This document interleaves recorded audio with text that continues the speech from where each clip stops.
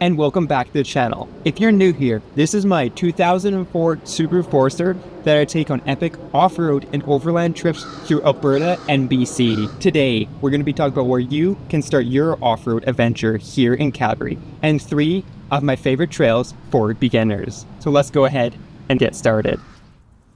Our first trail, TransAlta, is one of the most popular trails in the Calgary area, and for good reason.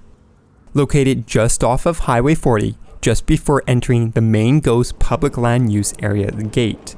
It's about a 45-minute drive from Calgary. Getting there, you'll travel along Highway 1A through Cochrane, and then head northwest on Highway 40 towards the beautiful Rocky Mountains.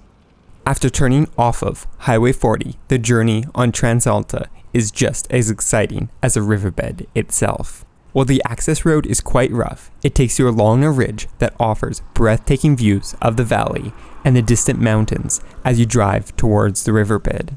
If you decide to make your way all the way to the riverbed, you'll find plenty to explore. From loose rock embankments to dirt hills that will make any vehicle flex, there are numerous spots to test what you and your vehicle are capable of, all beneath the towering mountains for an epic view. You can spend as little as an afternoon out there, or find a spot to camp and enjoy the night under the stars. Just make sure to stick to the trail and adhere to the trail restrictions to minimize your impact on the environment.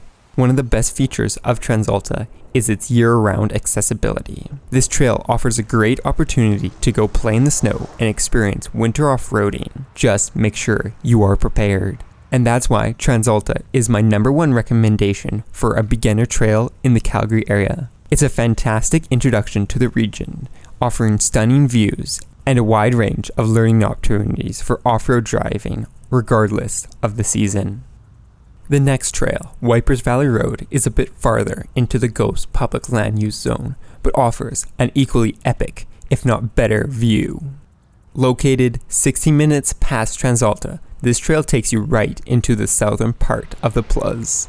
As you drive northwest on the gravel Highway 40, you'll explore more of the public land, passing a few other trails and 2 3-season campsites available for reservation. But if you're like me, you'll want to find your own campsite along the trail. After turning left off Highway 40, you'll be on Waiparous Valley Road.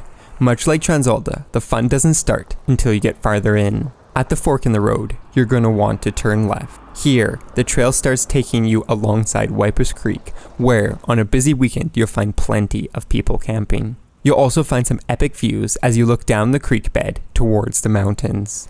There are also many easy side trails that navigate you through the trees for you to explore.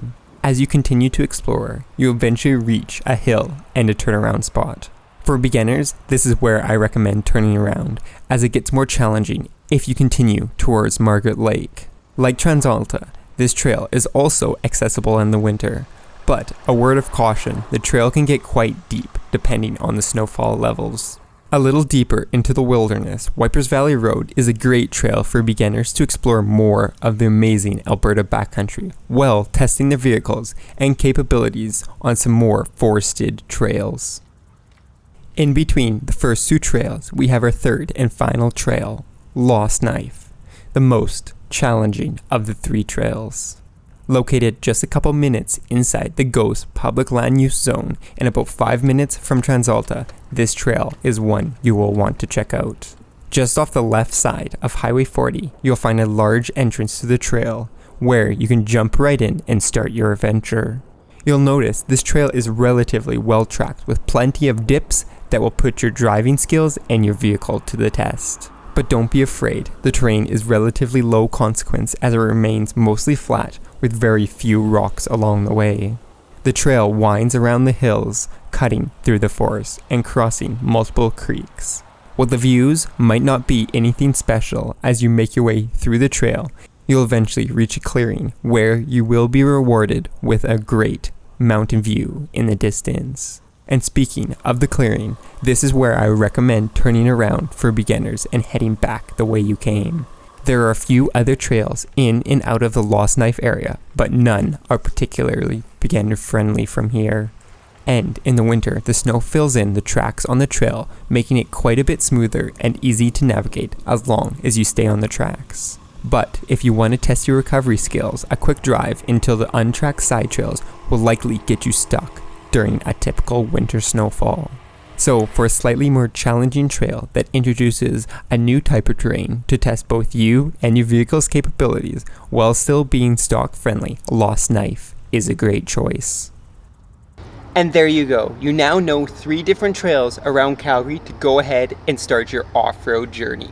You might have noticed, if you're familiar with some of these areas, that I did not mention McLean Creek. And there's a specific reason for this. McLean Creek, as far as I have found, is often a lot muddier because it's more of a swampy area and a lot more difficult. And for that, I don't recommend McLean Creek to beginners unless they're looking for a little bit more of a challenge. And for those seasoned off-roaders, let me know down below if you would change this list or if you have any recommendations for me. And while you're down there, don't forget to go ahead, check out the channel memberships. They help so much, as well as Flat 4 Off-Road. And I will be seeing you guys in the next adventure.